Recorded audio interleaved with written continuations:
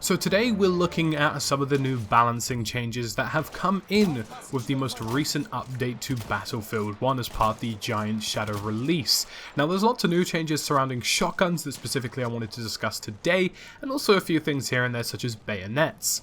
Now shotguns have been a bit of a pain previously in Battlefield. It was quite difficult to balance how to get them right, especially considering the new time frame to consider and the new different weapons on the field. Shotguns previously were perhaps maybe a little bit more simplistic, but this time round the devs have gone at them again to try and make sure that the shotguns are fitting into a field that most people consider to be fair. So the primary goal of the most recent update was to actually make sure that there were advantages and disadvantages to each different shotgun. Now, for example, many people previously would just simply go with the Model 10 Hunter or the Model 10 Factory, which would just absolutely destroy people at long ranges, if so facto, no problems, whatever. But this patch has now changed that and reworked it so that shotguns intended for distances such as the Slug Shotgun Model 10 is now much more effective at range in comparison to ones that previously were supposed to be for up close and personal reasons.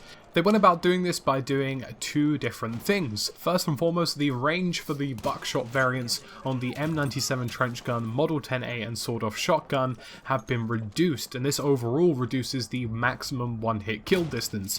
So previously it was possible to get one-hit kills from quite a long way out. We'd probably say in and around the region of 20 to 30 meters. That has now been cut down to make them much more focused on the ranges that they were supposed to be utilized in. The M97 Trench Gun, a previously very underused shotgun, has now been made slightly more attractive with the addition of an extra pellet to all different variants and slightly improved damage drop-off for the sweeper variant. The backboard shotgun variants have also had their range improved, as in the previous patch the recoil addition made it slightly less attractive to use on the whole. The accuracy of the 12G automatic has also been increased to allow users to make use of a much higher rate of fire effectively, and there have been a slight tweaking in crosshairs to make damage a bit more consistent for all shotguns. So now your crosshairs will be much more representative of what is actually happening with the pellets that you're firing. So overall the shotgun changes seem very positive. It's nice to see that this is something being focused on, and getting weapons into specific fields of fire is quite difficult to do. You want to make sure whatever weapon you're using, be it a sniper rifle, LMG or a shotgun, suits the ranges that it's supposed to be in, and I think previously a lot of us felt as though these shotguns were perhaps overextending their reach when it came to range. That's all been cut down now and is pretty damn cool.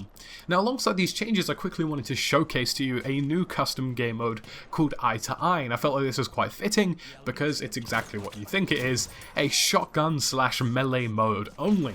Now I know what you're thinking, right?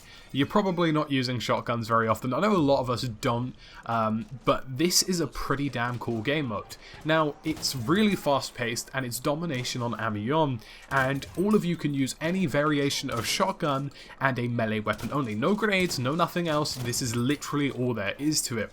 And initially I thought, I'm not quite sure about this idea for a custom game mode, but after jumping in and playing some rounds, it's got a really cool feel to it. I don't know what it is about it, but there's something pretty satisfying about hearing the crunch of a shotgun shell as you take down enemies. It's really cool to string them together as well, and obviously because everybody is using shotguns, and including the fact that there are no pistols allowed, everybody has to stick to really close quarters or try and sort of like battle it out with long ranges on shotguns, which doesn't necessarily work. You've just got like lots of people spraying all of their shells in one direction, trying their best to progressively take down the enemy's health.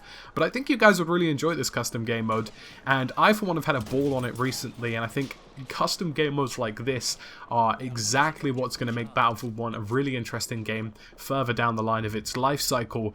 And I have to say, at the moment, I'd preferably say get in there with the Model 10 if you're getting up close and personal, but even some of the further automatic weapons are very useful on this game mode in order to get those tight corners and hallways completely cleared of enemies. One final addition I forgot to mention actually on the patch notes is that there has been an improvement with bayonets as well, and you can now bayonet charge whilst reloading or when out of ammo.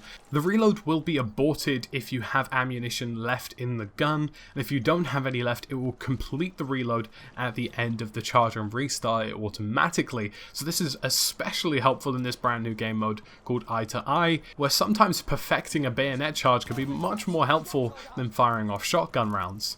So guys, it's been me, the Tactical Brit. I hope you enjoyed this update on the new Battlefield 1 update, which is of course part of the new. Let me know what you think about the shotgun changes in the description below, and let's keep the discussion going on there. As always, please hit that like button and subscribe, and thank you for watching.